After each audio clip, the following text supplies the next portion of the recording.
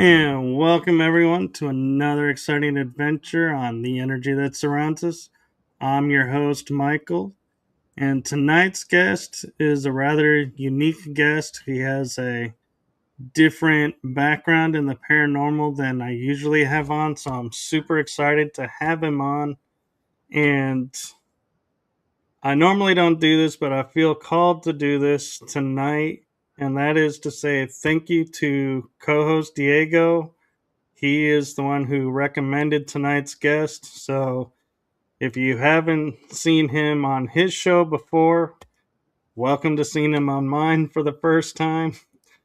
However, if you want to see a lot of his stuff, Diego has an awesome show. And so with that, I'm going to turn it over to my guest to introduce himself to you all. I give you the one, the only film extraordinaire, Jason J. Tavares. How's it going? Good. How are you? Oh, not too bad. Yeah, my name is Jason J. Tavares. You can just refer to me as Jason. That's just the name I use for the books I write and films that I make. Um, but yeah, I'm a paranormal investigator, an author, a script writer, and I make short films. I'm starting to venture into bigger films, though. The last one I put out, which I had sent to you maybe about a couple weeks ago, the seemingly Curtis Cusbelch. That was the first time I ever did like a 50-minute film. So that was probably the longest I've ever made to this point with one camera. So, when you're making these films, what is like, do you feel like is the hardest part to doing a film that you feel like probably keeps a lot of people from doing films? It used to be getting people, but that's not hard anymore. I have like a lot of people coming to me. But with me, it used to be like the technology piece. I've always been kind of scared of technology. And my camera's old. It's a 2012 camera. I don't know how much longer it's going to hang on for. But I think the biggest struggle with it is the follow through, especially with like the seemingly Curtis Cusbelch film I had sent to you. That's a 50-minute film with over 400 scenes. So to make it look, like a higher quality camera, even though the camera doesn't look too bad, I think putting all that effort into something where you may not get a exact reward out of it, I think that stops people from making films. So, what what advice would you give to someone who maybe is sitting there saying, everybody's making films today, maybe I could do it, but like you're saying, the technology, they're like, nope, I'm not that tech savvy. So is there any advice you have for people watching this that you could help them overcome that maybe? Yeah, because I'm very bad with technology. I've gotten a lot better with it through the years, and I would suggest probably writing everything out and making things easier for you. Like, let's say you were experimenting with the camera and you discovered something, or even with writing, like you're writing a script, or you saw that something looks a certain way that you liked. Definitely write it down, because let's say you were playing with the camera and you're doing some practice stuff with it and you like what you had, and then you don't come back to it for 3 weeks. You may forget all that and get discouraged again. So it's better to write something down and write it down in a way that you'll understand, because it's you going back to your own notes. You're not showing them to anybody else. You kind of want. I used to do that when I wrote. But I write books still. I have a new book coming out, but my other three books that I had wrote, sometimes I had to take a month away. So what I would do is I'd make a clothesline in my house with sticky notes, and anybody who came over, they'd look at my desk and be like, "What the heck is that?" And I'm like, "It's the way I manage things. I have a color coding system. I got arrows pointing to this one. There's a note on the desk. There's a note on the wall, on the clothesline itself. And if I was out somewhere, I'd jot it on napkins and come home and stick it somewhere else with tape and so on and so forth. And that helped me to remember where I was with the books. So it actually helps when you're doing films too, because you can go back to your frame of reference. I mean, if you have to take a long time away from something, and let's say the technology is the issue or something like that, it's even better to write the weather down, write what you're wearing that day, what mood you were in, something to take place. Because if you take a long time away, You can go back to it and you remember, oh, geez, I remember it was pouring rain in that day. I had a flat tire. I had on a red shirt and I spilled food on it or something like that. You can go right back to where you were and go back to your mindset then, and that'll make it easier for you as well. That makes a lot of sense. And one thing that you always see and nowadays with like Marvel and other movies is beyond the blooper reels or extended is where you see like the actors all cutting up, and hanging out offset or having fun with each other. Do you find that that helps with the filming process, or do you think that is something that is reserved just for the Hollywood type actors and the real actors that I'll say like in your type of scenario, it's better to keep it a specific atmosphere, so to That's speak? actually a great question. I think having more control over the cast members when you're writing it and directing it and doing all that comes into play when you're on a time crunch or the people that are in it don't want to be there. Like if, whenever somebody asks about my films, hey, can I be in a film? I try to get it right down to the wire. I always have a contingent person, and I make sure you're not doing me any favors by being there. And that's very important to get that out there because some people will want to do it. Let's say I ran into you at Walmart. Let's say we're talking in line, and let's say I had a hat on that said director or something on my shirt, and we're talking about film, and I say I make films, and you're like, oh, I'd like to be in a film. You may have said it in that moment.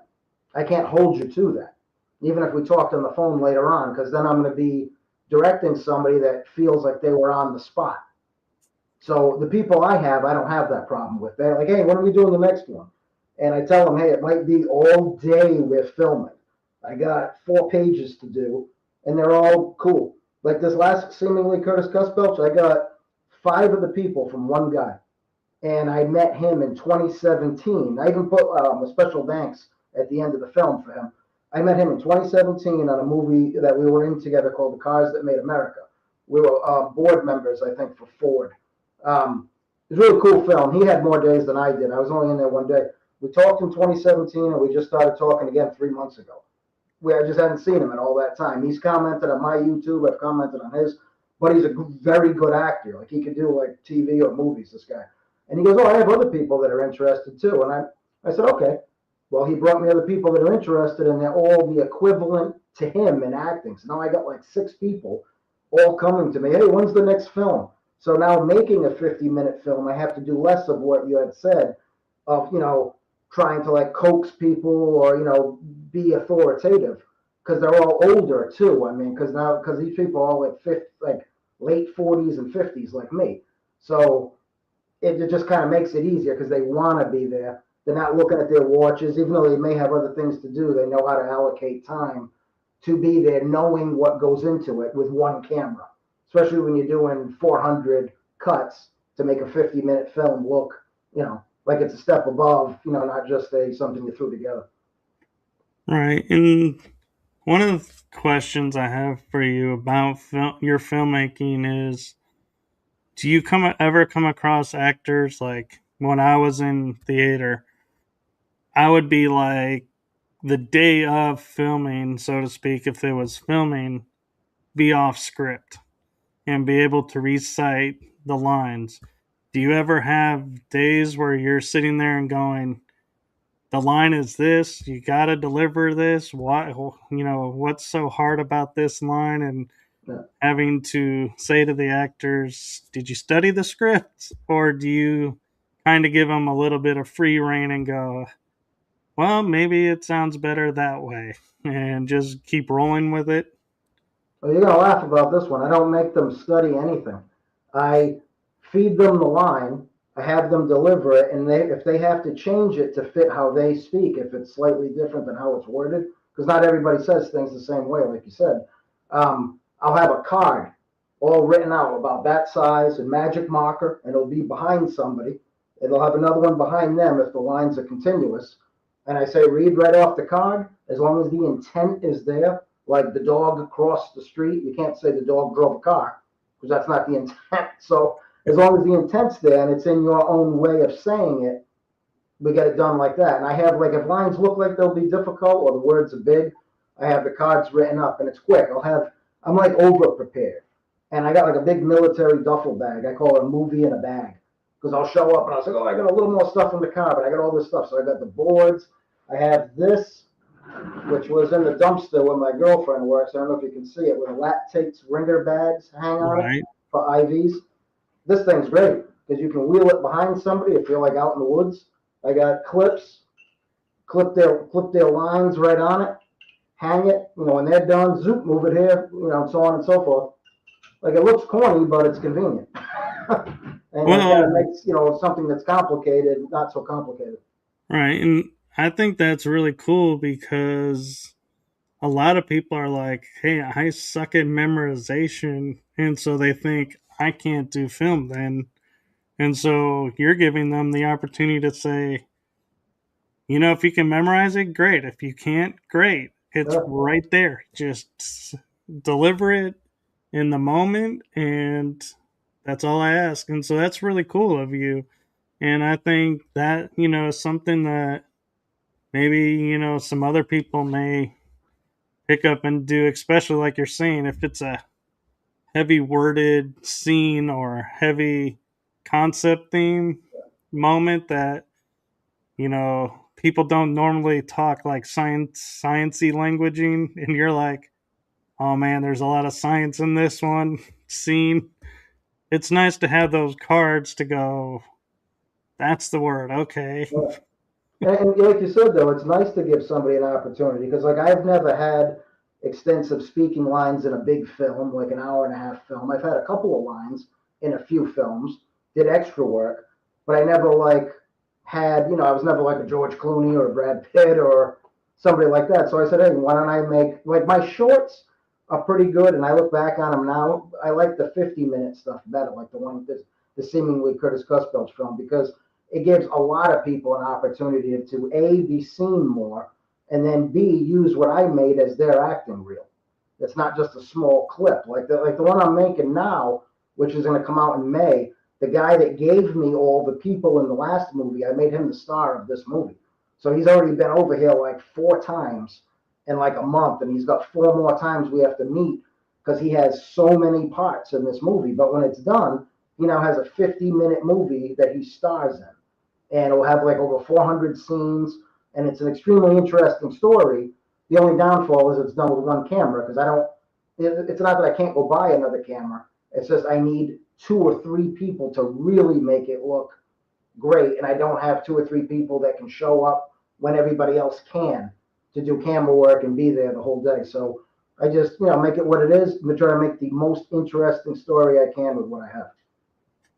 And one of the things I found interesting when I was watching behind the scenes kind of show with like Hallmark as an example, they're like, hey, we will do start from finish 6 weeks, boom, you got a 2 hour movie. Yeah, And I'm like, wow, that seems so fast.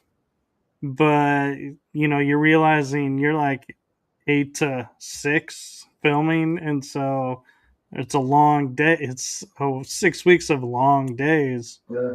So when you're filming your projects, do you say to everybody who's going to be in, hey, I need a week or 2 weeks where we're here from these set hours? Or is it like you said, where, hey, this actor's only available on Tuesday from this time, so we're filming this guy at this time and this guy at this time?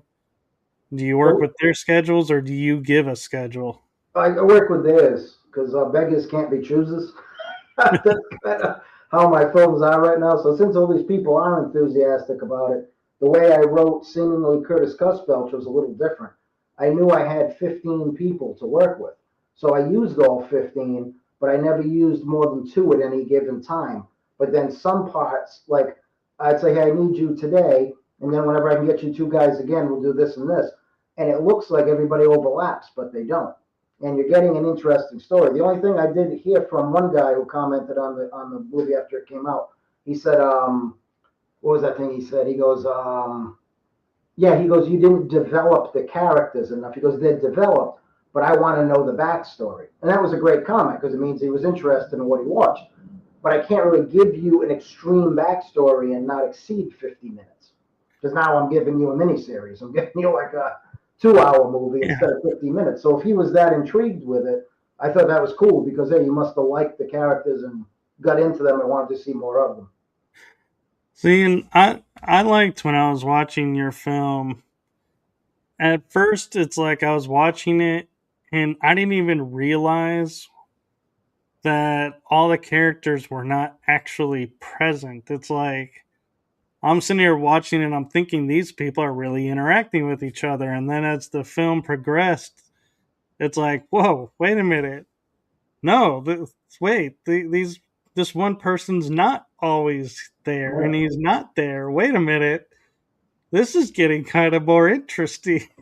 And And I it's tried like, that, especially with the after Stuggy Salvati and I fought, and I found out the next day from I can't remember her name, the character's name. I know the woman's name, but the character that I made, she was saying that my ex is dead because Stuggy killed her. So that was an easy way to finish with her, have Stuggy gone, and then have the relationship end and have the character move on.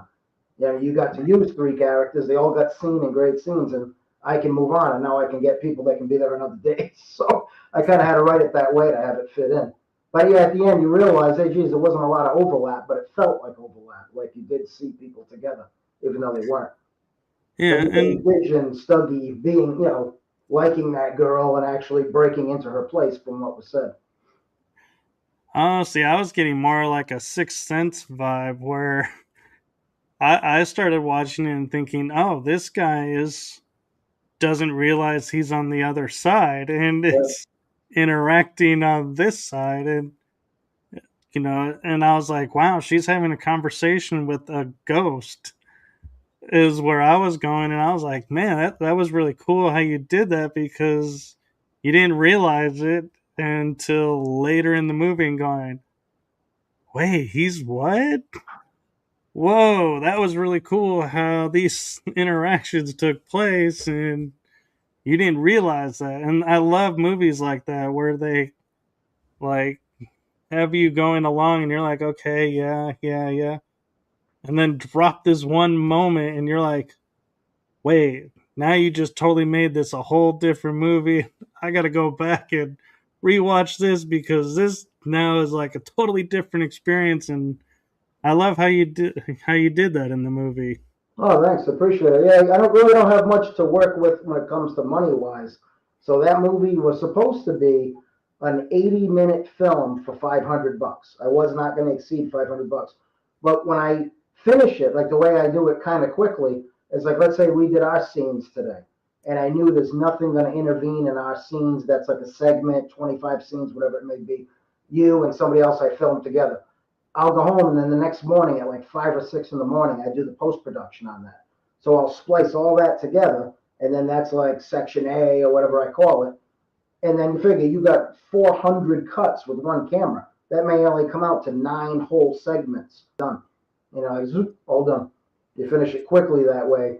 But like you notice that too, like as you were saying, like you don't see it till after it's done. Another part like that was Morella being slapped by her boss at the fruit stand. I never show that, but it's spoken of so much.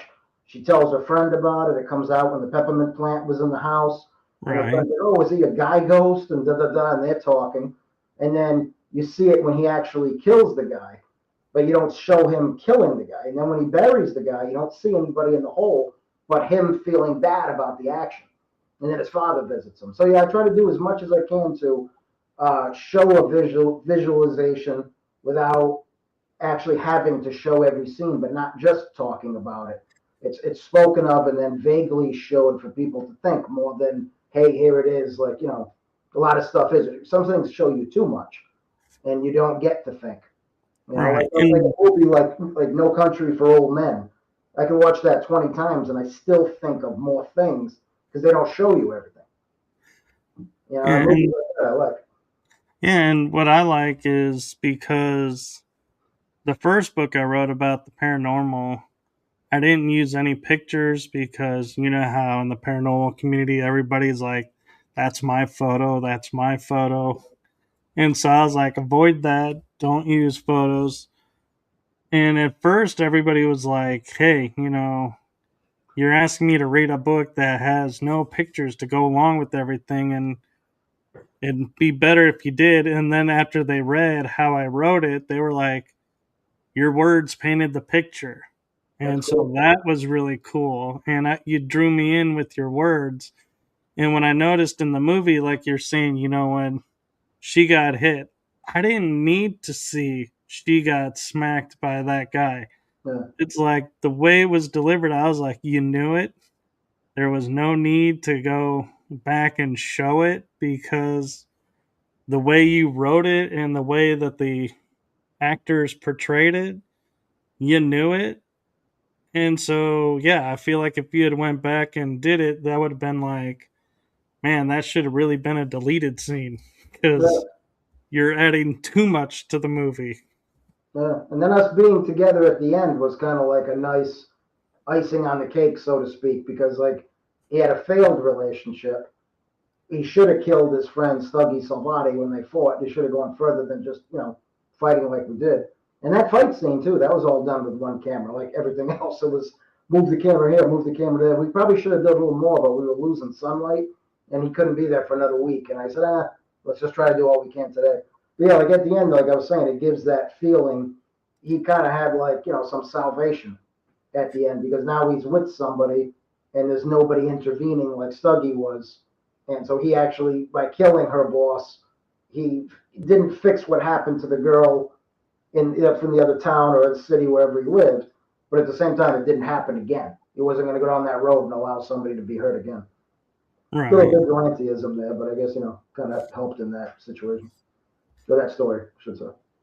And so, are these stories that you're filming, are they all kind of like a hybrid of personal experience with something you came across and thought, hey, this could make a really cool movie? Or where do you decide, one, what the movie is going to be about, and two, what parts of the scene really makes and what parts get edited out? With that, I did like with almost everything I write, to include books. I'll have a beginning, middle, and end before I have even begin. It's like, and I'll just kind of make like a pyramid, kind of like the Bridgewater Triangle or the Bermuda Triangle. It's like, this is going to be kind of what we're seeing at the start. I want this to be the highlight, more or less, and then how I want it to trail off. And then I just make it bigger. So, like, outlines for me are more or less like 3 sentences. And I'll write them on a napkin or wherever I'm at, like, oh, I got an idea, and jot it down. And then I've been doing that with short stories too, with the short story book I'm putting out.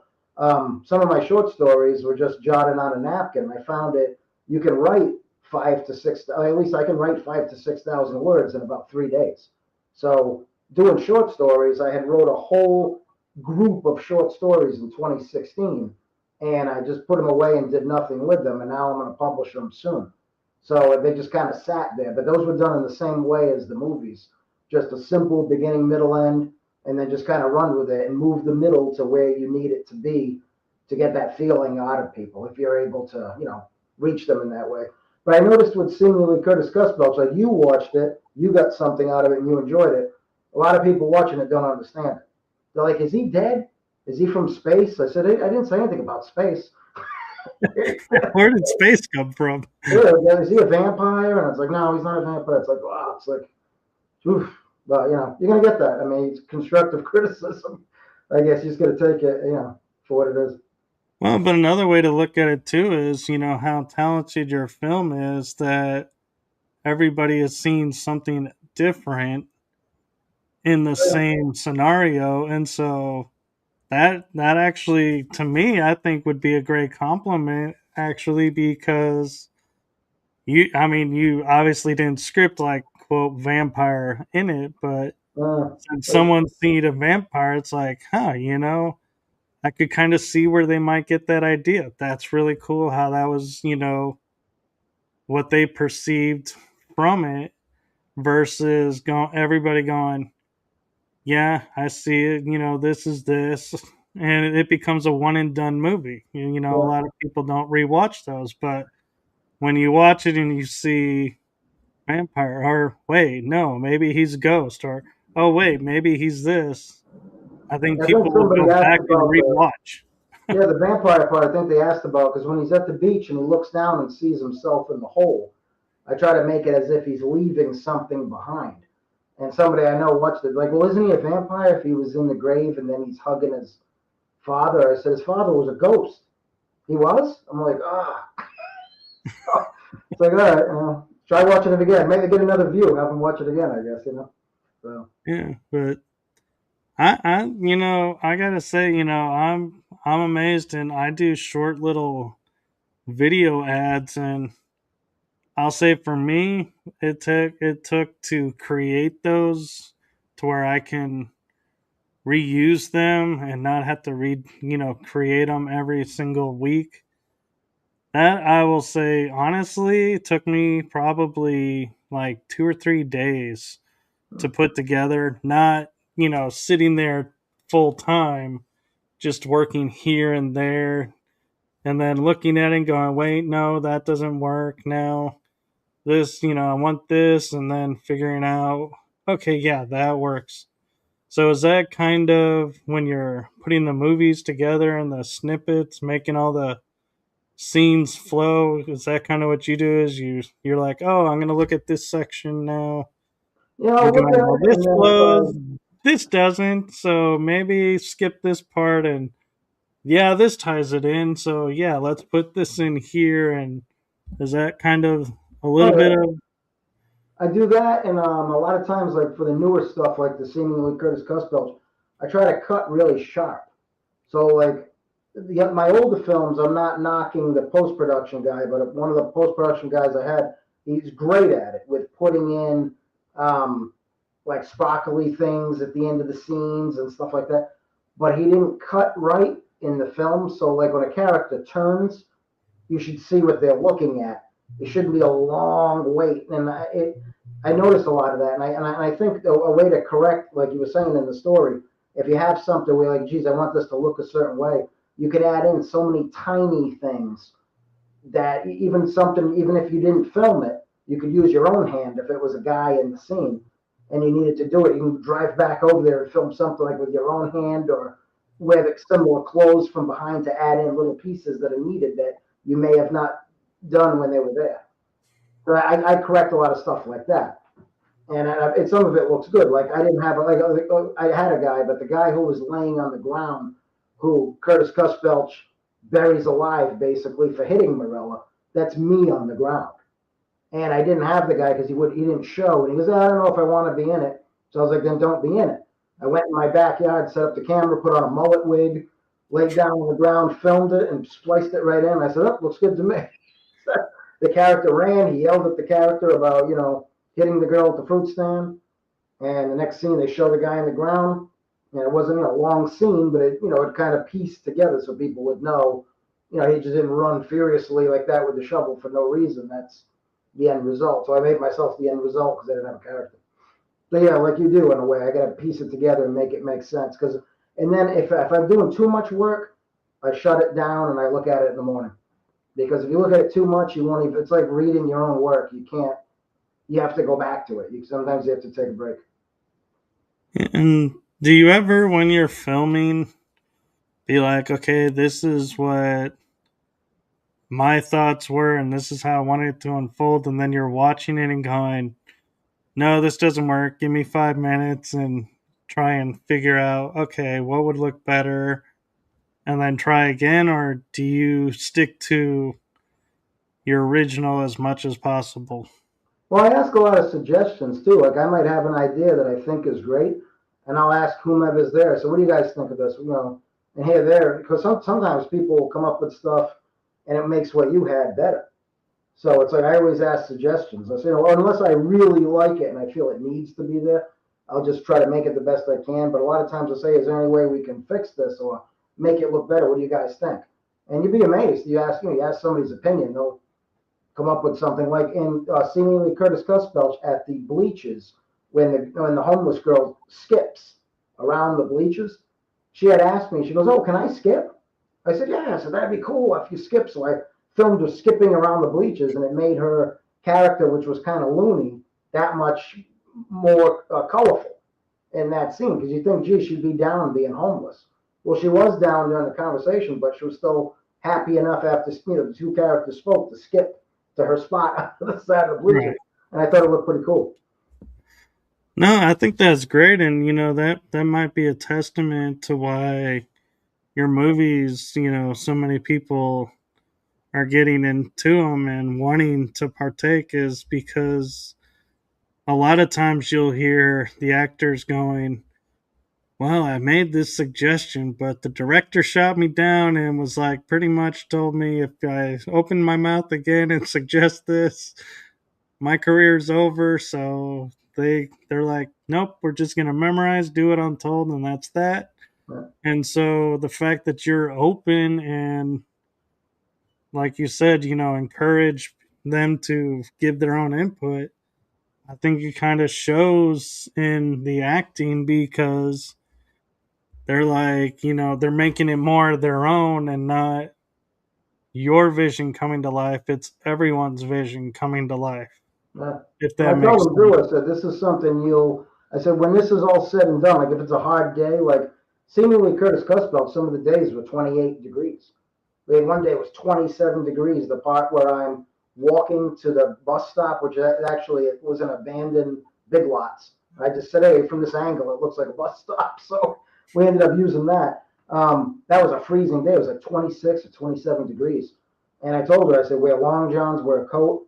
She showed up, and she wanted to be there, and she belted out her lines, and that was her first time ever acting. And I was like, "Geez," I said, I don't think I'm a good actor at all. I think I'm like a B actor, but I love B acting, like Ed Wood, Ed Wood movies, things like that. And I'm somewhere between like Ed Wood and like pretty good acting. But a lot of these people I work with are like very good actors and actresses. So it makes it cool, and they're actually very easygoing. So it makes my job easy. Plus, I get good suggestions.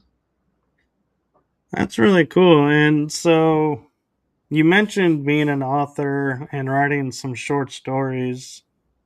Do you have any plans of taking these short stories and making adaptations on film of them, or are you going to keep them short stories and keep your movies?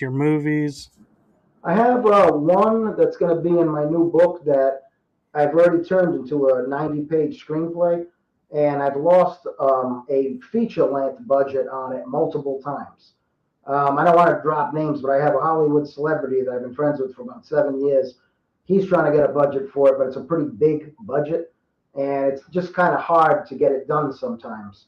So it's something we're looking for other ways to do it, but we don't want to go with like a crappy CGI program and have it look like that. And I'm not into the whole AI thing. I mean, it might be a great thing, but I just don't want to get into it. I just something I'm not interested in. So it kind of is what it is. So we may have to go with something else to get it done. But yeah, I have done that, and it's actually a skill set that I'm pretty good at now. I can take a 5 to 7,000 word story and turn it into a 90-page screenplay, which it takes a little plugging and chugging and improvising, but it's actually enjoyable when you see it, becoming something. Yeah. So, what to you is the biggest challenge of taking a story or a thought on the napkin, like you said, 3 lines into a 90-page screenplay? What to you is the hardest part? I write now everything that I write script wise, like big stuff. Like let's say I was trying to pitch a 90-page script to you for a feature length film. I try to write as inexpensive as I can, like not the money I'm getting paid, but what you have to spend to make it to get a good story. Like seemingly Curtis Cusbelch was like a small example. It's 50 minutes. I had an idea for 80 minutes. I got my intent done in 50. I was going to spend $500. I ended up spending 250, and it was only 250 because I paid 8 of the people or 7 of the people $25 a piece, and I had to rent $100 room for the demonology scene where the character's talking to that demonologist guy. And that's because they kind of robbed me on the room cost. I was going to get it for 50. They charged me 100. I was like, for 3 hours. I was like, whatever, as long as I don't exceed the 250 or the 500. The 250 when I dropped it to 50 minutes.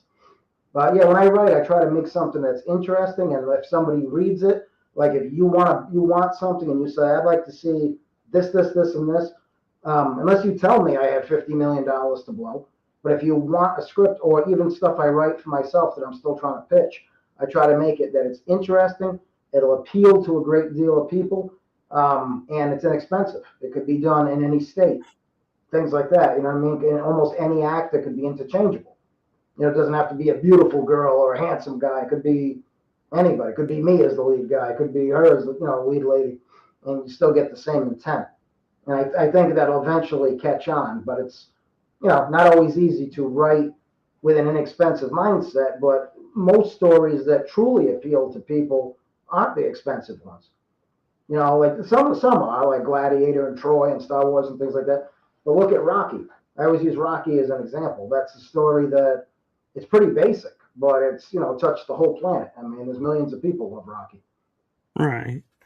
And in a different mannerism, when you're writing the screenplay, like you sitting down and decide, okay, we're gonna do this screenplay. When as you're writing it, what is like your biggest challenge that you have to writing them? Is it getting it, like, hey, I only want to, delve 10 hours into writing this script, or is it, how, what is the biggest challenge for like anyone who's looking to write a screenplay to sit there and go, oh, that's the hardest part? Okay, maybe I can do that then, because that's not that hard for me. I would think like actually two things I would say. One of them is the action lines. Try not to if you're used to if you are someone who's used to writing like a book. Like I've written books, I've written like you're saying 5 to 7,000 word stories. You're writing in length. In an action line, you don't have to say everything. Try to like abbreviate as much as possible. Like wooden table, comma, spilled milk to left, or something like that. You're giving basic directions, and you're trying to put as much as you can in the smallest action line possible, so somebody can look at it, and they're not like reading a book.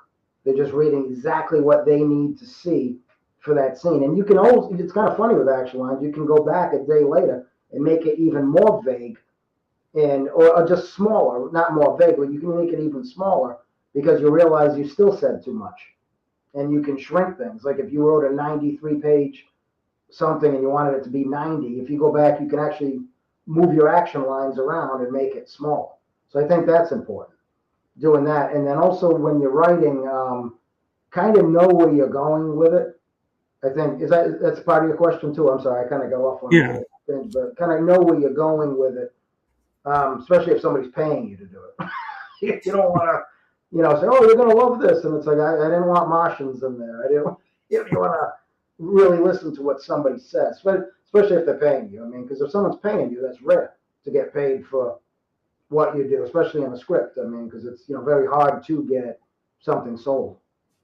At least for me, it has been. I mean, but So if somebody was to go to say, okay, I'm going to watch all his shorts and all his movies, read his books, what is the main like goal you have behind all the movies and all the shorts? We'll start there. Like, when people go to watch it, what is your hope they'll get out of all of it? one word, something, like something, like something they can use. I would say, like, not every story is uplifting, and not every story is a downer. But I think if this, like, if someone's watching a 10-minute short film, I'm hoping they understand it, or if they don't understand it, it's interesting enough to watch it again to get something to understand from it. That they share it because they enjoyed it, but also that they get something from it, especially with the books. I want somebody to pull something out of the book, whether it's a sentence or a paragraph or a whole chapter, and that meant something to them that benefits them. Because like think of things that you liked and things that I've liked. You can look back and you reference them sometimes without even thinking about it. Like you use lines from movies and things like that. They had to be significant if you're bringing them up 30 years later, 40 years later, and they're part of your dialogue that you use a lot. You know what I mean? So that's what I would like for people to get out of stuff that I film and write. Something they can take and use, and they remember it, and it maybe helps them in the future. That's really admirable. And you say you're paranormal investigator. And so one of the things that I like, because especially with the latest project, you had a paranormal theme sort of to the movie, but yet it wasn't like in your face saying this is paranormal. Uh, And so I congratulate you on that, because that is hard to do, I think, at times, because so many people, when you use the term paranormal, like, oh, we're going to get like, what's that movie series, Paranormal Activity type, yeah, or we're going to get Alien type, or we're going to get, Ghost type. And so there's all these different movies that everybody will map it to. And then yours, it's like, it doesn't really fit all those. So thank you for that, because I think that's more real than a lot of those other movies, because they're not all about the hype. yeah. And so when you do, the paranormal movies, how do you determine how much to put in and how much you're like, oh, that's too much? I think like blood, you never really see a lot of blood in my movies. Like even like well, one of them I did. A guy got his head bashed in a while back. I made brains with ketchup and oatmeal, and then it didn't look too bad. But I don't like getting into the whole goopy blood and things like that. I try to like. It's almost like I don't come at it um, in a way that it's like we're going exactly to the point. I kind of I've always liked vague things. Like one of my heroes, Rod Serling, creator and narrator of the Twilight Zone. He was I was a little kid when I watched that. My dad introduced me to it when I was like 6, and even at 6, and I wasn't a good student as a kid or in high school or anything. I could extract so much from watching the episodes like once or twice, and I own the whole box set now on DVD. I must have watched them like 10 times since then, since I was a boy. But you get so much out of it because the way he wrote it. If it's going to be a story about a ghost, he doesn't show the ghost, but there's ghostly things happening. I think that scares you more without having something to see. Sometimes you want to see something, yeah. If it's a werewolf movie, Bigfoot movie, you want to see that, menacing creature sometimes. But a lot of times, not seeing it's more scary if you know it's coming after you and the person's crawling through the dirt and you're hearing the noise and you don't see it. That sometimes makes you, it's better for your mind. And that's what I was drawn to with like the Twilight Zone. And I think that's kind of what I do when I'm putting a story together. I don't always show the creature or the monster or the spirit or the entity. I try to make it something so it's more interesting and they feel it throughout and get it at the end, or at least that's the intent. Well, and what came to mind as you were describing that was like the movie Blair Witch, Yeah, where you see him running and you're like, the camera's constantly shaking. To me, I was like, when I watched that, I couldn't even watch the whole movie. I was like, this camera shaking just annoys me. It's like too much. It's like, you've lost me, because I get they're running, but you don't need to make the camera run with them because yeah, that's like, I'm confused now what I'm seeing there. I'm like getting all these different angles, and I'm like, yeah, I get they're running, but you're losing me because I don't know what to focus on, and so I'll move on. But with you, when you're doing those type of scenes, yeah, it's really cool how you're like, you don't even realize you're watching that unfolding, so to speak. And so, oh, thank you, I appreciate it. It's tough to and get it done with one camera too. sometimes you're crawling around in weird places and using strings and having two tripod legs up and one hooked on something else. So don't fall while you're filming it. Just to try to get something done. But yeah, thanks for noticing that. I appreciate it. Yeah, and so what brought you into the paranormal? Well, I had a weird instance when I was a kid, and that didn't like bring me into it. I think um, it was always intriguing. Like my dad had introduced me to Twilight Zone, for instance, when I was young, and I remember I was petrified when I saw Rod Serling because like he has the lip, and he's kind of like standing in the corner, and it was black and white.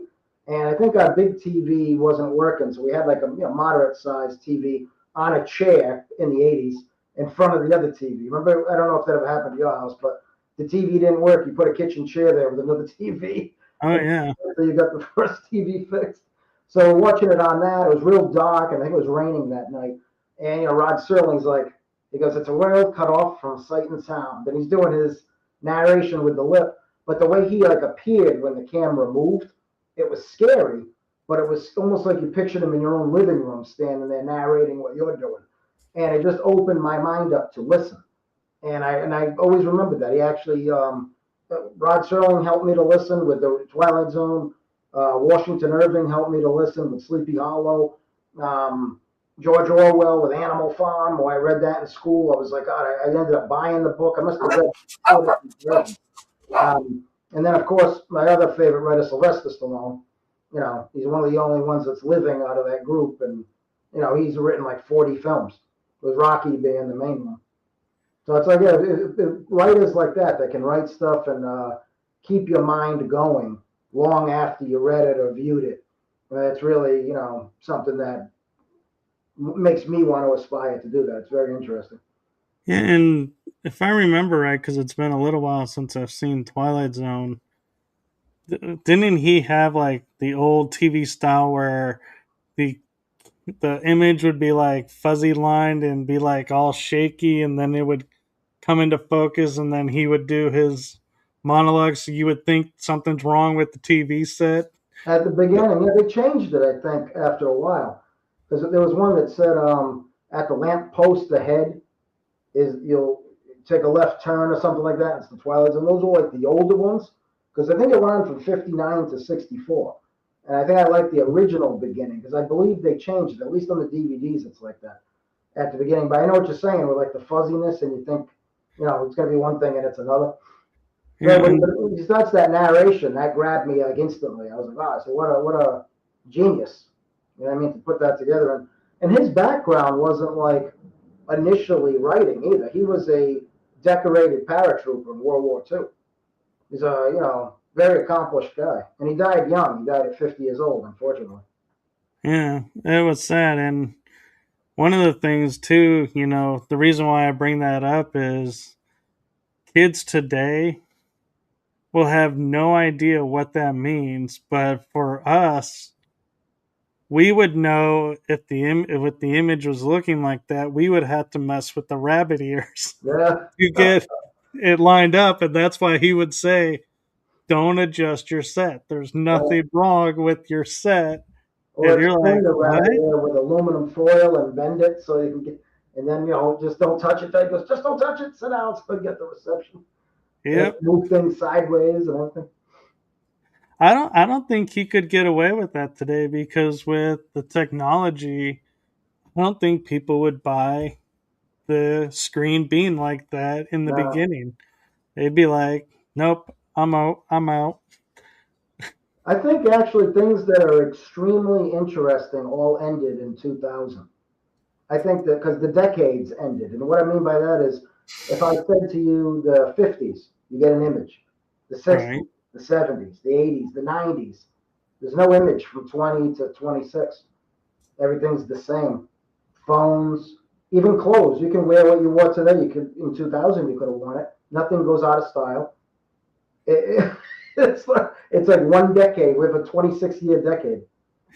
That's true. I hadn't thought about that. And that brings into somehow the way my mind works is we were talking in transparency, for the show before we got started that something happened, and I said I would make a note of it for the show. And for some reason, I'm feeling like now is a good segue to it.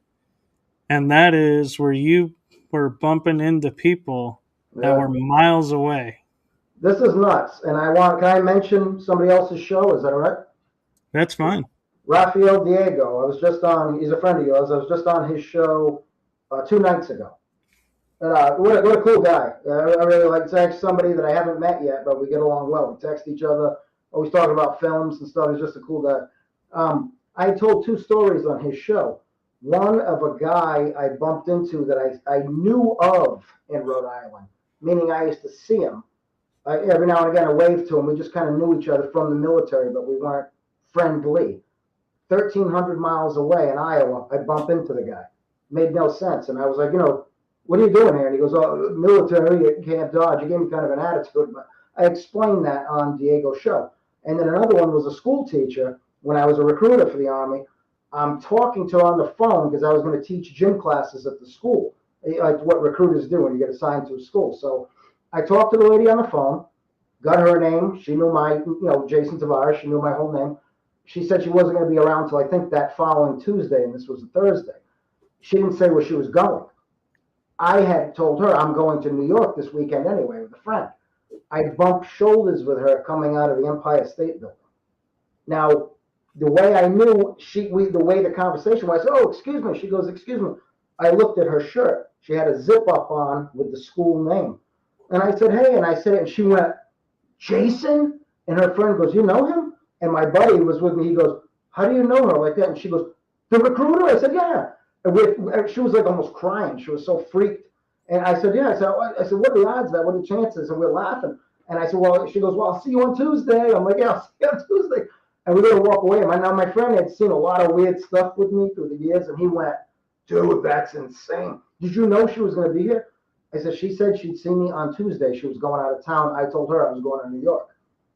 And I went to Long Island first. And then, we drove around. We ended up going there and the Statue of Liberty. But we literally bumped shoulders. Now, two other stories that tie into that I didn't tell on Rafael Diego's show. One of them is I graduated from basic training and artillery school at Fort Sill, Oklahoma in 1992.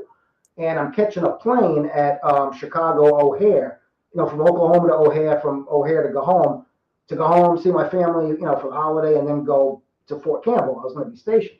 Well, I'm talking to this guy there. I was 18, and I think he was 25 to 28. And it's small talk. It's before the holidays, and the guys and girls used to travel back then with their dress green uniform on. So I'm fresh out of basic training. I got like one or two ribbons, got the haircut and my dress uniform with the tie because your mom's going to see you at the airport when you get home, so on and so mom and dad, so on and so forth. Everyone's talking in O'Hare. And, this guy's saying, oh, I'm 20, 26 or 20, whatever, getting married soon, so on and so forth. I said, oh, that's cool. And then I just graduated. I'm going to be stationed at Fort Campbell. All small talk. But everybody was so friendly. It was so nice. Fly home, spend time with my family. I was stationed at Fort Campbell after that for 4 years. 10 years later, I'm living in Indiana. I lived in Indiana I said it in a lot of my other shows, 1996 to 2002. Before moving home back to Rhode Island in 2002, it was October 16th of 2002, I physically drove home and went home. But that year, I had flown home for something. I can't remember what it was. I'm in O'Hare. Now, this is 10 years after seeing and meeting this guy for like a 20-minute conversation. I'm getting my ticket. I'm not in a uniform. And I look over again. It's him at the airport. See his newspaper, and I saw how his paper was held and his legs were crossed. And I said, no way, that's the same guy. So I got my stuff and I walked over there and I said, how was the wedding? Because he had said he was getting married and stuff like that. And he goes, how was the wedding? He goes, do I know you? And I said, you don't know me. I said, but we spoke in this same area here at O'Hare about 10 years ago. I had on a green Army uniform, skinny 18-year-old kid. I had a big duffel bag. He goes, I remember. He goes, what? How do you remember me? He was freaked. And everyone around him was listening. And I said, the way you were holding your paper. When I walked over to sit down originally before we started talking in 1992, I remember the paper. You had the newspaper. You had the paper out again. Here it is, 2002. He was blown away, and people are like, "What do you work for the CIA?" And I said, "No, no, I'm just, I'm not work for anybody like that. No organizations, of that level." But I just kind of put two and two together. I went up to him. He was a little heavier, and I said, I said, "How was the wedding?" I ended up talking after. He said, "Oh, I'm married. I got two kids," and da da da. And I told him, I said, "Yeah, I just graduated my bachelor's degree out in Indiana, and I'm moving back home. Hopefully this year. I've been thinking about it, not to my mom's, but back to Rhode Island." And it was just funny. And then, I said, "Well, I'll see you again in 10 years." And he started laughing. He goes, "Oh my God, what if I saw you again in 10 years?" Well, I never saw him again. But I did see him 10 years later, same airport. That's weird. That is. Like, what are the odds of that? Now, another one, it was in Arkansas. I hate to always have military stories, but I was in the military a long time, so you're going to have military stories. I'm in Arkansas at a school called ANOC. It's Advanced Non-Commissioned Officer School, so you can make your sergeant first class. It's like the sergeant rank with the two rockers under it. So it's the night before the final test. And back then, this was 2006, you had to go through manuals. Like I think today it's all on the computer, but you had a big tote full of manuals. So when you took your test, a lot of them were open book tests. You had to find the answers in the manual. So you would tab your manuals the night before. So we have a whole table full of soldiers in, I think, PT clothes,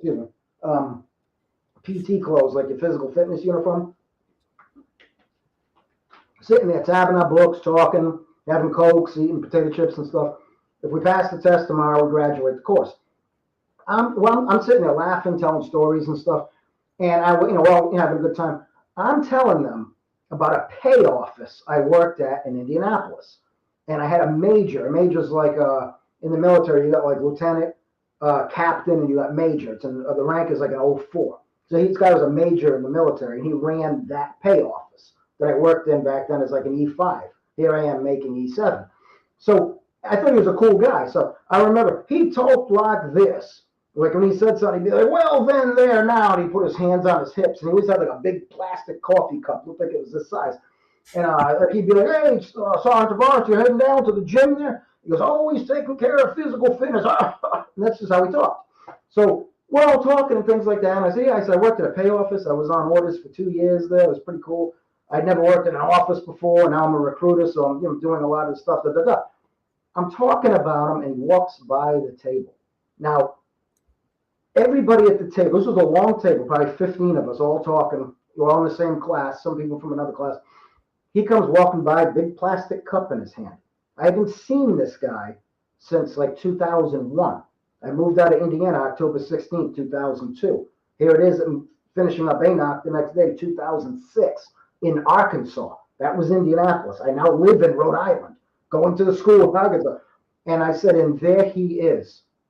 And everyone looked, and he stopped with his cup. He goes, "Well, then there, Sergeant Tavares." I got up, shook his hand, and he goes, "What are you doing here?" And I said, "Well, I'm just graduating ANOC, sir." I said, if we pass the test, we all graduate tomorrow." I explained, I just spoke of you. I just said your name, and there you are. And he goes, "Well, that is strange, isn't it, Sergeant?" Right there. He goes, "Oh, it was nothing bad." I was like, "No, no, no, it was nothing bad, sir." He walked away, and the whole table was like this. And one guy was like, "Dude, that's the freakiest thing I've ever seen." And I said, "I'm freaked out." He goes, "Has that ever happened to you before?" And I told him the story I just told you about the 10-year gap from basic training, flying Oklahoma to O'Hare, seeing that guy, and Yeah. seeing him in '02, and here it is '06. That's just weird. Like you literally hadn't. We weren't even like buddies. I worked in that office when September 11th happened. I went on Homeland Security. I only saw him when I checked him in at the gate, and that was only for 6 months. And I moved back to Rhode Island, 6, 7 months. That's insane, dude. I mentioned him, and you haven't seen this guy in 5 years, and he walked right by the table. Imagine if I had said something bad about him. That would have been really bad. Talk about stepping on you or whatever. You know what I mean? But Yeah. yeah, that's what took place, and that I think those two were almost as weirder, or if not as weird as the two I spoke of on Diego's show. Yeah. And So normally I do this in the beginning, but I wasn't aware of this, and so if you'll give me a moment, I would like to say, because my dad was in the Navy, Yeah. thank you for your service and your sacrifice. Oh, no problem. You're welcome. I just like to acknowledge that because I have the mindset of being a history person that I'm like, the way people came back from WW2, Korea, Vietnam, they didn't get the, treatment that I feel like was rightfully should have been shown for Oh, the sacrifice that they made and all that they had gone through. And so, out of respect for my father who served, it's like I always like to say thank you for those who serve and make a point of acknowledging that, because that is a huge thing. Even though a lot of people are like, oh, I don't like the military for this or that. I'm like, I don't care. It's still, whatever you believe is up to you. But to me, I think it's something to be honored. It is a sacrifice. And so that's why I do that. oh, I appreciate it. I actually wish I had gotten more done when I was in. It's like it's funny. It's like the military and almost anything, even school and education. You'll have some people that can do everything's easy for them. Like everything they do is like easy. Like they could go to like special forces school and oh yeah, I went to the school. It's no problem. I was never that guy. I tried hard, um, but I never made it to like those levels. It was either my back was messed up, I never could run fast enough, even though I passed my physical fitness test. But I always, I have to just being honest. I mean, I knew what I was made of and my intelligence level, and I knew I just couldn't reach those levels, not of rank, but of accomplishment. I reached some, probably a lot, more than some people, but not to the level I kind of aspired to do, if that makes any sense. You know what I mean? It And it was does. always And with schooling. Schooling was always hard for me. yeah. And, it makes total sense. And one thing I'm curious about, because I have a friend who was in the military and he had a paranormal experience and it actually was quoted on TV. Wow. And I'm curious, when you were in the service, did you ever come across like something unexplained and you're like, dude, what just happened? And you're like, nope, I'm not going to go there. I'm not going to think about that because that's just too far out of the realm at that time? Or were you one of those that was like, dude, did you see that just flow by? I had an experience that I think outside of the one I didn't really elaborate, but the one that happened in 1988 when I was 14, which maybe opened the door along with my dad showing me all the Twilight Zone things. I had an experience, and it was either 93 or 94. I think it was 94, where a friend was killed in a car accident. And the guy that did it, I always kind of blamed him for it because they had been out partying, and I guess the accident took place because of fatigue. And the guy that did it, and I'm not going to drop his name, but a year and a day later, he did it to somebody else. So that always bothered me. That I got over the fact that my friend had died in the accident. He got put in critical and lived, and I ended up kind of forgiving him in a sense. But a year later, when he did it to somebody else, I never talked to the guy again after that. After a year and a day later, I think it was exactly a year and a day later. But long story short, the guy that passed. Now you got to remember, I'm a dumb kid. I'm like 19 years old. We did a Ouija board maybe 6 months after he passed around Halloween. I think it was 94 because he died in 93. Uh, this is an incredible story now. I have a Ouija board that I bought in Rhode Island, in Newport, Rhode Island, at a pawn shop or something like that. And it's just a regular Parker Brothers fold out of the box Ouija board. It's not a wooden one. The planchette's not fancy. It's right out of all plastic. Maybe a 15-year-old board. I'm playing. I had his dog tag chain and a picture of him, which I'm not gonna show his picture, but I still have his picture on the wall. And he died in '93. We did this in '94. The people on the board, one guy's last name. Let me explain the story, and then I'll tell you the abbreviations. All right, I'll tell you abbreviations first. The guy on my right playing the Ouija board, his abbreviated name is SPLNDR, and that's what showed up on the board. The other guy on the board didn't spell his name, but when we asked it questions, it answered questions that from the angles we were at. I told them when you put your fingers on the planchette, you put them on like this. Nobody's pushing this thing. We got it spinning, and when we got the planchette spinning, the flame of a candle that we had did this with the windows closed. And I said, nobody take your hands off the planchette. And we're asking it questions. We said, is there anybody on this board that you miss? We had it moving, and it slid slowly to me because we were friends. So is anybody on the board that you dislike? Slid to him. And I said, oh, I said, who do you dislike on the board? Spell the name. It abbreviated the name, SPLNDR, to abbreviate his name. Now that's creepy. Stopped at each letter. I said, nobody take your hands off. Let's just ask you questions. We had it spinning. I remember one of the legs fell off the table, so we had to put it back on. We were doing it on the floor. Got it spinning again. I said, is there anybody on post that you miss? It spelled out MTCHL and YENZ. It abbreviated two sergeants in his section, an E5 and an E6, that they got along very well, the three of them. It abbreviated their names. That spooked me. So now you got the candle flickering like this and sometimes staying steady. And I asked it to say goodbye. It slid near goodbye. And I said, nobody take your hands off. Make it say goodbye. I got a couple more spins, made it say goodbye, boxed it, and never played it again. And I only got rid of it. I bought this house in 2019. I sold my condo in 2018. And my condo had tons of insane stuff that took place there, like scary stuff. And I had that in the closet the whole time. And I only got rid of it then. So my girlfriend that she lives with me there for a while now. She lives there with me. She goes, you had that in the closet the whole time? I said, yeah, but I never opened it. And she goes, is that the one you played when you did the Ouija in 1994? I said, yeah. And she said, that's probably why all that weird stuff happened. I said, no, I said, I think something follows me. Something follows me. But I always thought he protects me. Because whatever happens to me, as scary and odd as things are, I never get hurt. And I think maybe he's on my side. I really do. Yeah, Strange feeling, but yeah, I think, there are times where we, are looking at, stuff going on and wondering this or that. And we always, are quick to go, oh, that's a ghost. Ooh, that's creepy. Ooh, that's scary. But we rarely sit there and go, they're watching out for me.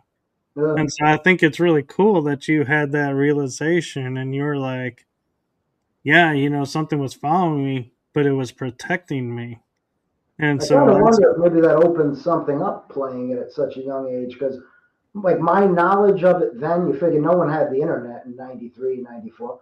My knowledge of it was watching, like, maybe a movie that was on it or something that came on Friday night or Saturday night. That was it. Maybe a couple of periodicals I might have read or, that's it. There was not like you can Google things then. So I knew to keep your hands on it and never remove your hands and never play alone.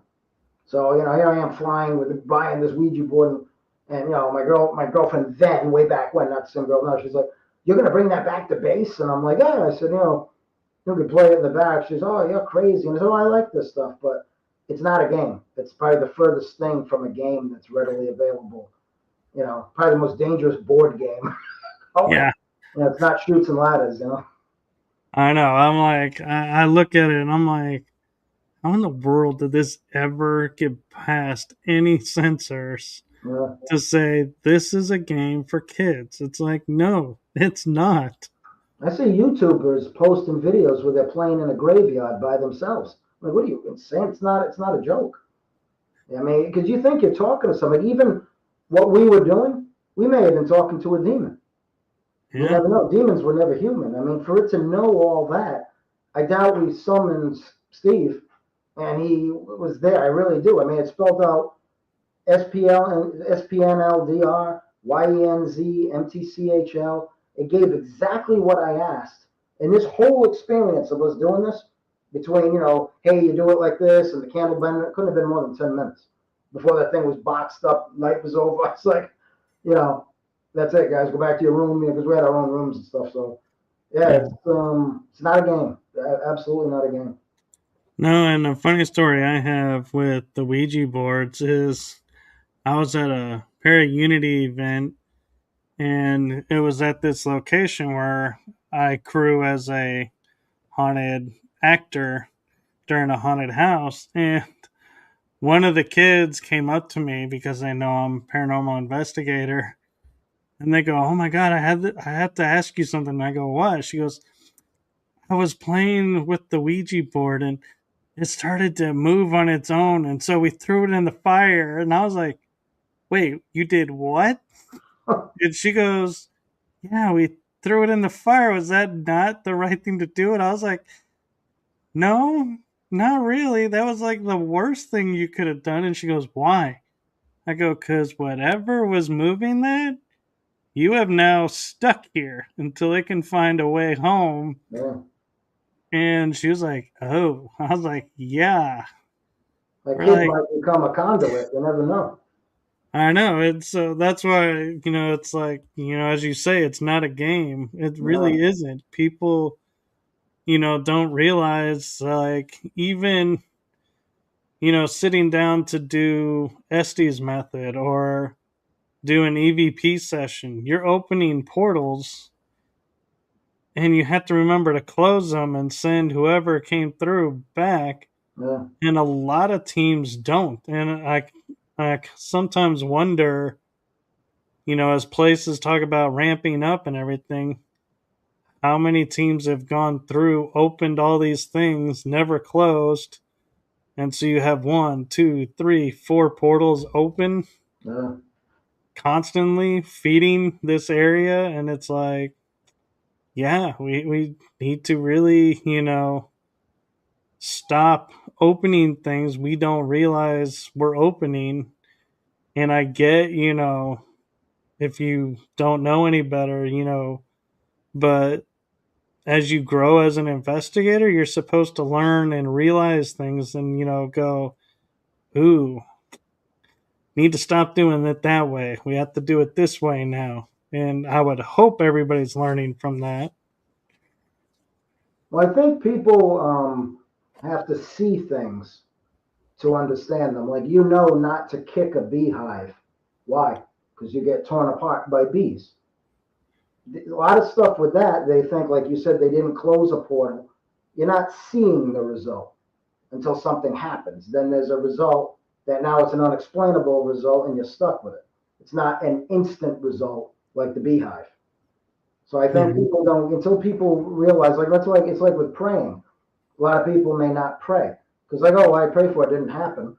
Well, it might happen in a different way. You know what I mean? It depends on your religion and what you believe, but I don't know. I think with a lot of stuff, especially now, probably more so than ever, people are so fixed on instantaneous gratification. Everything's at a click of a button. Religion, you're not going to get instantaneous gratification. You might get instantaneous horror with a Ouija board, but you also may not. And if you mistreat it, like throwing it in the fire, not closing out properly, saying goodbye, that's because you're not seeing the result doesn't mean it's not already there. Or it's going to come up at a later time when you really don't want it to happen, or follow you. Right. And I'm kind of curious. I don't know if you've ever been asked this or not, but when you're on investigations or you're watching shows, if you ever do, what are like two of your top pet peeves that you see people do and you're like, why on earth did you do that? One of them is when they walk in a room and go, "Ooh, what was that?" On the shows, you mean? Like when you said, "I Yeah. hate that." I'll change the channel. I won't watch it. Sometimes it's like so foolish. They go, "Oh, what was that?" They're saying, "What was that?" They just got in the room, but they're doing that for ratings. But if I'm with people and we're doing stuff, the guys I go out with, they're all pretty straight shooters.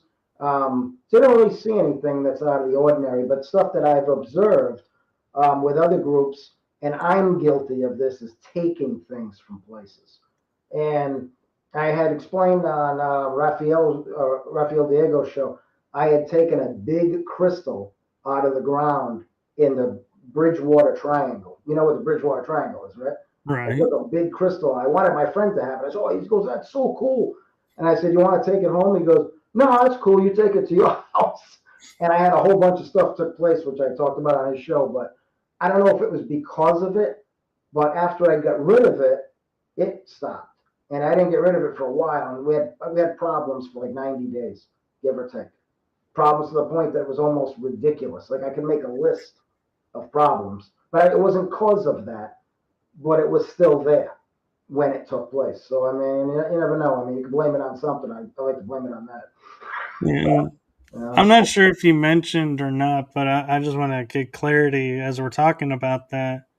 When you got rid of the Ouija board, because I'm pretty sure you said you The, did the activity that you were noticing stop when you got rid of it, or did it well, I continue? actually got rid of the Ouija board when I sold the condo. So my condo was sold in 2018. It was totally empty. The Ouija board, I taped it up with masking tape and just threw it in the dumpster. So maybe somebody else is using it now. And that was kind of a dumb way to do it. I should have chopped it up in little pieces. But it hadn't been open since, God, 94, 93, 94, probably 94. So I just taped it up and got rid of it. Just So, threw it but right in the dumpster with other stuff. So I didn't really. That's probably not the best way to dispose of one either. I'm curious because you were saying stuff was happening while At the you condo, had yeah, it. yeah, Did that condo had so much. Here's a funny one. I'll tell you a funny story. I bought the condo in 2006. Stupid me. My truck was parked outside. I locked the handle, I think it was, with my wallet, my keys, and my phone on the couch, looking at them, and I shut the door. I'm locked out of my house. So I'm like, oh crap. It was a sunny day, so I didn't think anything of it. My mom only lived 2.5 miles away, or like a mile and a half away, give or take, maybe 2 miles. So I said, let me walk to my mom's, get a set of keys. I made an extra set of keys, left them at her house. I'm walking down. This is a sunny day. Walk down out of my condo to the end, down a little road that leads into it, and I found a blue medical card this big, the ones that with the two holes punched in it that you'd see on a lot of the older files. It was in the dirt on the side of the curb. So I said, oh crap, it's a trick I learned years ago. I took it to the door, carded the door because it was only the handle and not the deadbolt. My keys are on the couch, popped it open, got my stuff, and I cleaned the card in the sink. And it said Riflican A. Stevens. I don't know if that's how you pronounce it, but RL Riflican, RFLK, some name like that. But if you sounded it out, it sounded like Riflican, middle initial A, last name Stevens. Right next door to where I lived, and the building's still there today, was a Patuxent Village nursing home. And it closed, I think, in '06 or '07. So here, I just bought this place in '06. I said, hey, let me return this medical card. Walk over there. They were still open. Walked in. There was a nurse there. And I said, I wanted to return this medical card. I found it. I just moved in over there. I found it right off the curb in the dirt, and it was covered in dirt. I washed it, but I used it to card my door first. So I wanted to say thank you to Riflican, and I returned it. The lady looked at me and took the card. And she goes, where did you get this? I said, I just explained it to you. I bought the condo. My door is literally, if you're looking out these glass doors, I'm the second door, 102, over there at the Village Green. I found the card in the dirt, washed it, opened my door. I went to say that I was returning it. She goes, he just passed away, Mr. Stevens. And I looked at her and I said, how would I know that? I was like weirded out by it. She goes, there's no way you could have got this. This is from his file. And I said, well, call the police. I told her again. She goes, thank you, sir. Just like really bitchy toward me. I was like, I did something nice. I found this card. You yeah, opened the door. But isn't that creepy though? He says he died today. She goes, there's no way you'd have this card with old dirt on it. And I was like, okay, thank you. And I walked out, but I was blown away. It was the first instance, and I had only been there like 2 or 3 weeks. that is crazy and wow. And Yeah, it's really wild. I said, I don't know him. She goes, how do you know him? She even said, how do you know Mr. Stevens? I said, again, found the card in the dirt. I said, I just bought that unit with the green door over there with the tree and the big plastic owl. I'm returning it. So she was like that, like drawn back. So when I, re-innovated it 2 or 3 times to her, she was just like, thank you, sir. And I walked out. I was like, oh, whatever. So should have made up some elaborate story. I know. I thought We that were was walking in the elaborate, actually. meadows like 5 minutes ago, and he's like, "Here, go get this back to them for me." It, Like it, to it, really it, freak it's out. funny that it literally had old dirt on it. Like, here's the curb, and it was in the dirt, like, with the dirt next to the curb. I remember I pulled it a little to get it out of the dirt. It was that caked with dirt. I was like, wow. So I wiped off my hand, washed it inside in the sink. It was pretty clear with like the braille because it's raised letters on those blue cards of the two holes. And Right. she was pretty adamant that I stole it. She's like, oh, she goes, no way you could have had that. And I almost like said, geez, I broke in the hospital. I stole a blue card. I mean, it was like getting to be that stupid. I wanted to actually say it to her like that, but I didn't. I just said, I oh, almost would have said, "Go get his car. Go get his file and see if the card is in there." the card's on there. Yeah. But she said, there's no way you could have this card. I was like, That all right. would have, So yeah, that would have been like a movie for you if the card I was in know. the file and you have it in your hand. It's Imagine like, that. wait a minute, how do you They have probably two? had multiple ones, but for it to be outside, maybe somebody, a family member threw it out a window of a car. You never know. I mean, how it got there, but the dirt was old. It looked like it had been rained on and just there for a Yeah, long. So that's eerie. It's very very very eerie. that is really crazy. And so we are actually, wow, at an hour and 22 minutes. So where can people find like your books and your movies? Oh well, my name Jason J Tavares on YouTube. Um, all my films are on there. I have Jason's Disturbing Experiences on there as well. They're all filmed kind of like just a straight shot right from my kitchen table, and a lot of the experiences that I talked about tonight on Raphael's show and other shows that I've been on, you can see on. I think I have 8 of them on there on Jason's Disturbing Experiences, and I also have the Jason J Tavares show for Right Brained Entertainers. It was an actual TV show on the Access Channel in Rhode Island. I had from 2016 to 2017, and I made the show for writers, directors, producers, sculptors, anybody who's right-brained can be a guest. So I went in there to be on somebody else's show, and they said, "Oh, the show, they're not taking new people right now or whatever. How about you have a show?" And I said, "I don't have a camera crew. I don't have anything." They said, "Oh, we do it all right here." I was like, "Cool." So I did it for a year, one episode a month for a year, and I said, it was the experience, and it was cool, and I did it for the year. But so I had my own show there, plus all my you know movies are on the channel as well, and then my books under the same name, Jason J. Tavares, are on Amazon, and I have a LinkedIn page too as well if anybody wants to reach me on that under the same name. So. Very cool. And so, being what you do and everything, do you have a message that you'd like to leave the future generation with? For which one? For the paranormal or for the writing? For both. I would say whatever you do is, and I'm not trying to sound like weak with this. If you're not hurting anybody or anything with what you're doing, keep doing it. And look at things like this. Well, with binoculars. Try to look at things in your life like this. Because if that's your goal and you're looking for, and this is from this is like me telling you this from me being beaten down by people through the years with different things. Don't listen to people as much. I mean, if somebody says, "Hey, you got food on your shirt," I'd listen to that. Yeah, I got food on my shirt. I got to clean up. If somebody's telling you, "Oh, your books are stupid. Your movies are stupid. Paranormal's dumb." Thanks. That's your opinion.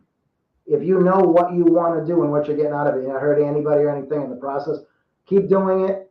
Say thank you. Or this one's fantastic, and I've used this before. This is like a baseball bat over the head. Like it really is. Do something, get it done. Don't tell anybody you got it done, and then bring it up to somebody that you know secretly or openly likes to knock you for things. Like, for instance, let's say you wanted to get an associate's degree, let's just say. Go out and get the associate's degree. Have it already done. And then say to that person, I'm thinking about going back to school and getting an associate's degree and having them say, "Oh, geez, you could never pass that." "Oh, yeah, here it is. I already did it." Something like that. I did that with one of my books, and the person never talked to me again. And I'm glad. I hope I never see them again. So if somebody's going to belittle you and not encourage you, sometimes they're not encouraging you for something where you may get hurt. That's different. If it's something that could, hurt you and they care about you, and you should have the sense to know that. But if it's just somebody knocking you because they can't get things done, then I would kind of, just be very careful. You know what I mean? Like you said, keep people at arm's length, keep your friends close, your enemies closer. Kind of categorize them like that because they're not helping you. That's very true, and that's great wisdom. And um, I do have a message for you, and that is from the heart of my show and myself. Thank you for what you're doing for the community. Oh, thank you. It's Appreciate seen, it. it's heard, and so thank you. Oh, you're welcome. Thank you for having me on today too, man. This was a great experience. I really appreciate it.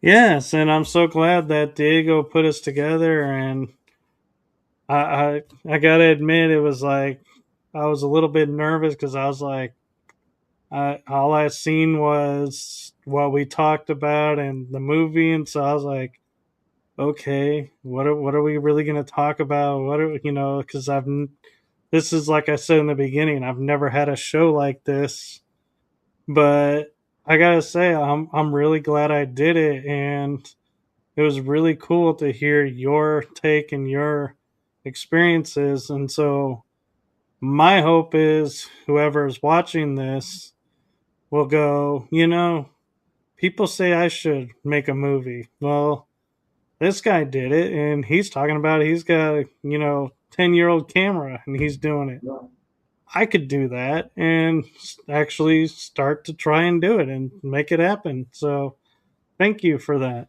oh, no problem. And if anybody out there ever wants to contact me, I'd be happy to speak with you on how to do things. I'm not an expert, but you might be better than me at it. You might take what I say, learn some stuff on your own, and run and have something twice as good. So, if somebody ever has questions or anything like that, they can always contact me. All right. Well, thank you. And thank you to everybody who's watching and everything. And so I will go ahead and send us out with the outro, and hope everyone has a wonderful night. And wow, I almost went and said something that a radio DJ used to say at the end of his shows. And I was like, ooh, good thing I didn't, because that's probably trademark and didn't want to get Uh, in trouble. But it's funny how you're like, you're saying, it's like things just pop in your head, and it's like you remember from things that you used to listen to. Because, like, that radio station, I haven't listened to in like probably 10 years, but I can still remember that tagline. And I was like, why did that just pop in my head? it's a funny line I was thinking the other day, and it really would resonate with kids today. It should actually be put out in schools. In Rocky, remember when Apollo Creed was on the TV set at the bar, and Rocky's having the beer, and he looks up to the guy. He's looking up to Apollo Creed, and Apollo Creed said, he goes, stay in school, carry a leather briefcase, become a doctor, be a lawyer. He goes, remember, sports make you grunt and smell. Be a thinker, not a stinker. That was Yeah. what a great line. I know Stallone wrote it, but Carl Weathers just delivered it like perfectly. You know what I mean? I was thinking that the other day. So that's such a powerful thing for kids to hear, to stay in school and to try to make something of themselves. Yeah. And being, our age, because I'm assuming we're in close age from the years that you mentioned. I saw a meme the other day, and I know people make fun of me for saying mem, but it was the egg in a frying pan. Mm-hmm. And it goes, if you remember what this means, you and I can be great friends. And I was like, That's oh funny. my God, I remember those commercials now. Oh, where's the beef? No, this is your egg. The egg in the frying pan goes. Oh, This no, is no, I your. know, but I meant like where's the beef's like around the same time. Oh yeah, Or time to make the donuts. or grandma throwing the tire through the window. Yeah, we had some funny stuff back then. Yeah, Yeah, a I lot of kind stuff of to miss it. remember. Yeah, Danny Hack is saying your brain on drugs. I was like, yeah.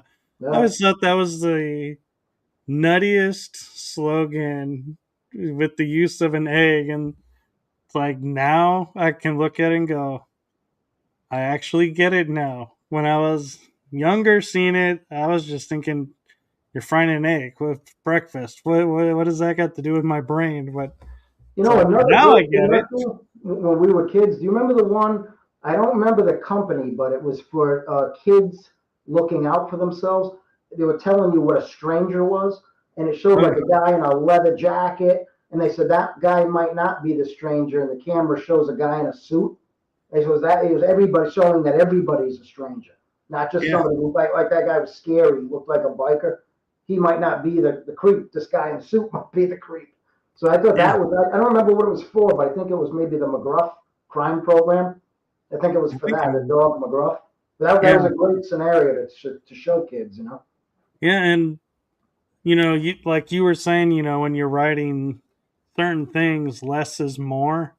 Yeah, The slogan "Stranger Danger" that is like two words, but it's like ingrained in my head, and yeah. even to this day, I'll be walking along and I'll be like, and I'll sense somebody, like walking close, and and it'll be like my brain will go "Stranger Danger," and I'll turn and I'll kind of walk the other way a little bit. Yes, it's an So effective slogan. You still use it today. That's great. yeah, Yeah, it's funny. Things from back then were very powerful. Today, everything is so it got so babyish, and it's like nothing's being learned. I mean, things have to kind of be drilled in your head sometimes, and the world can be a cold and horrible place, and it's not always a cold and horrible place, but it can be, and I think people need to be prepared for it because it's yeah, not always 100 miles away where something happens. Something could happen right in your own driveway, or even inside your house. I just think people have to be a little more aware, locking doors, locking windows, looking over your shoulder. Not paranoid, but just, situational awareness in a sense.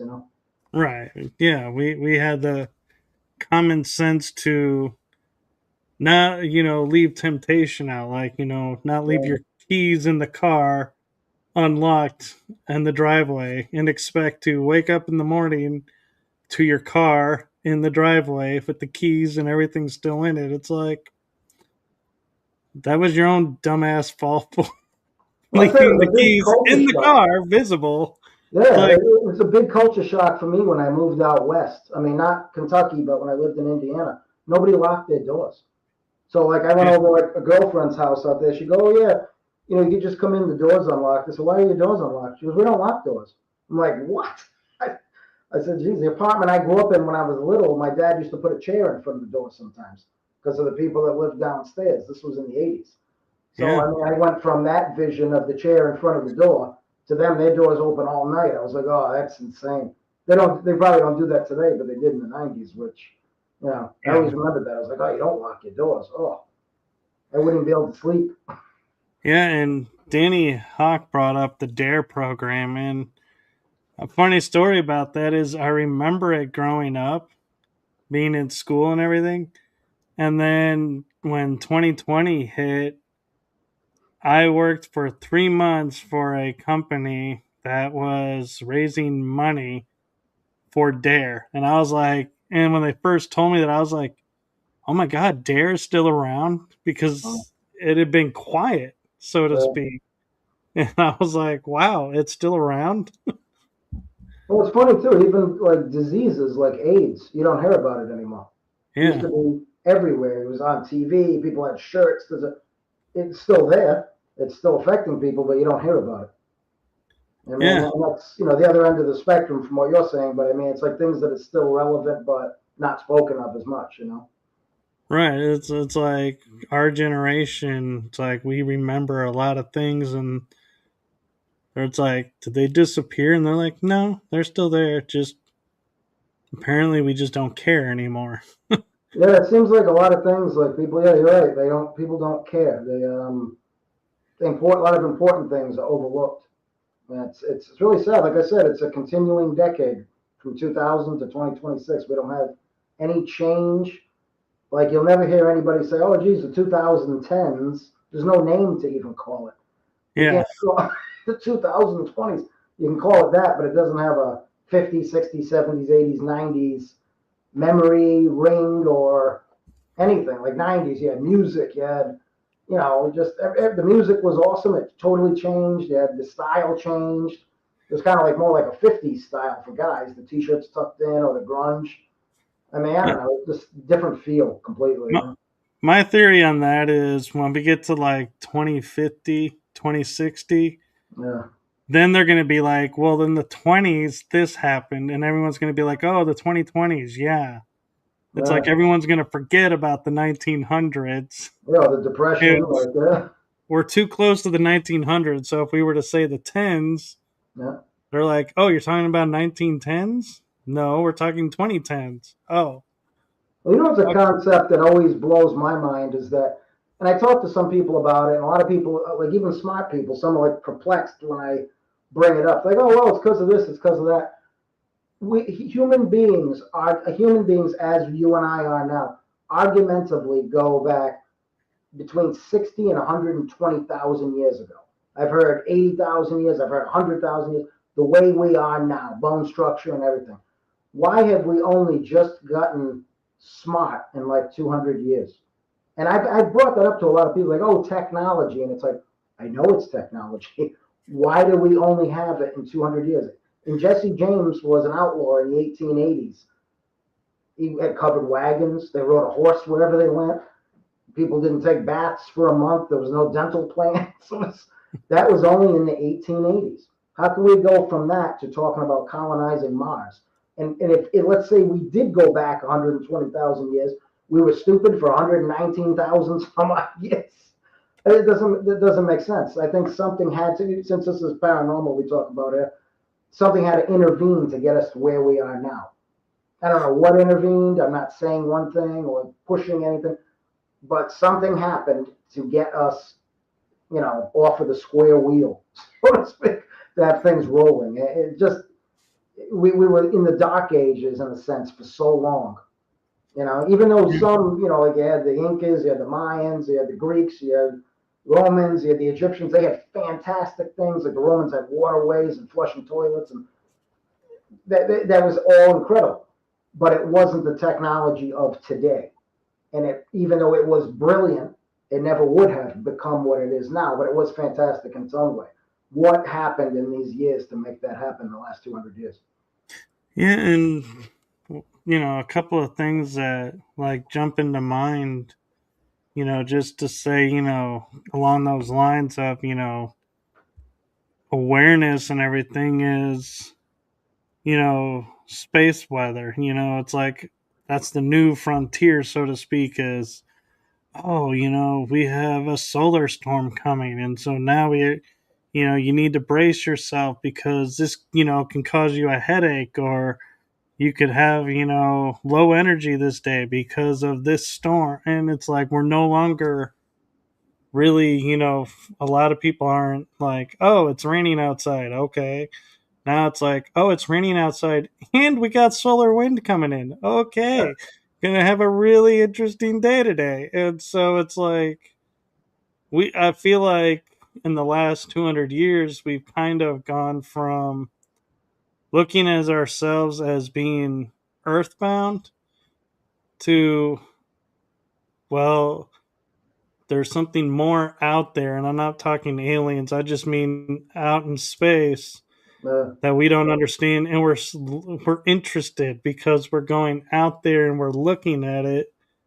And one question I have for you, as we talk about, different things, awarenesses and stuff, is, what is your viewpoint of the moon? Is it a piece of the earth that broke off, or do you think it's something that was brought to the earth? I think it is made of cheese. No, I'm just. But I haven't really given it much thought. But I do know that, or I've heard that some countries are traveling there and they want to put businesses on the moon. Is everybody aware that if the moon does get jacked up, it affects the tides and everything to do with here? I mean, that goes right back to what you're saying, that people are thinking of all these different places and kind of forgetting everything that we have here. It's almost like it's like secondary. I mean, if you affect that moon, this planet is destroyed potentially. Could Yeah. affect tidal waves, could affect everything. I mean, I don't know, like like you're saying, the thought process of people, I just don't get it anymore. It's hard to understand because there's too many thought processes going on. now. There's more than ever, and it's like having too many chiefs and not enough Indians. That old saying. Right. That's what it's kind of become. And I gotta admit, with them talking about going to Mars, I can't help wondering if, since I've been reading about like programs that are designed to cut the population because they feel like it's getting too high. If we we find out we can be on Mars Mhm. and build houses on there, it's like, are we gonna take the best of or worst of the planet and go, here, we're shipping you off to Mars. Now we have extra space and we can go another several generations and then go, hey, now we got to find another planet to go and or two Well, planets now because we're overpopulating now two planets. well, one thing is definite is that humans do not learn. They may learn math, they may be able to run faster, and they live longer. We do not learn. History teaches that humans will not learn, and they do not learn, and we're self-destructive. And Yep. anyone could argue that, oh, geez, my grandmother's not self-destructive. My husband's a nice guy. I'm not saying your husband. I'm not talking about your grandmother. But us in general, people in general, Yeah. where we can learn things, but we never change. Like look at our history. Our history is horrible. I mean, Yeah. It's a it's really repetitive cycle. frightening. Yeah. They've actually noticed our history is in cycles where we'll have a war, then there'll be peace, then there'll be war, then we'll have peace, and then there'll be another war, and then there'll be peace, and then another war. And it's like this repetitive cycle for several thousand years that it's like, have we never like really thought of this to go, hey, maybe we should try something different? Because I'm no expert, but to me, I'm like, if we already know this war is going to lead nowhere and we're going to have a temporary peace and another war, you know, I remember, World War II was the war to end all wars. Well, that didn't last very long because then we were in Korea and then we were Yeah. in Vietnam, Persian Gulf. It's like there is no war to end all wars. So maybe try something different, but nope, we always do the same old and go, well, don't know why it's not changing. Well, because you forgot about what Einstein said, and that is if you repeat the same thing over and over and expect a different outcome, you're the dumbass. Yeah, the description of an idiot. Yeah, That's funny. Is it okay if I hold up two cards real quick? go ahead. This one is my movie that you and I were discussing, seemingly Curtis Cusbelch, and it can be found on my YouTube, Jason J. Tavares channel. So Jason J. Tavares for YouTube, seemingly Curtis Cusbelch is the film. You got your camera on mirror because the writing was backwards. So if you took the Oh, really? mirror effect off, it'll put them straight. How do you fix that? It's in the settings, Yeah, I'm not gonna mess with it now because I might end up shutting the whole thing off. It's back to that technology thing. but So for I whatever just yelled point up, that it's out somebody for wants you. to hold up a mirror. Yeah, I just point that out for you in future that if you're gonna hold up a card, That's you reverse. That's gotta right. make Yeah. sure it's not reversed. Well, But since it you was clear mentioned it, enough. maybe they'll watch it and hold up a mirror and they'll see it. I mean, that's a It great. was clear enough. I could tell what you were saying, but yeah. So thank you for coming on tonight and sharing with us, and hopefully we can get you back on later and promote, your next movie or future books that are coming out. Sounds good. Yeah, I got a new book being made. I have a new film coming out in May, and hopefully some other stuff too. So I definitely like to come back on. I appreciate that. Yes. Thank you. And I'll be sure to send Diego a thank you for putting us together. And with that, I'm going to send us into the outro. And so I know we said this earlier, but I mean it this time. Have a wonderful night, everyone. Have a wonderful rest of the week. And we will see you on the next episode. Good night, everyone. Bye, everybody.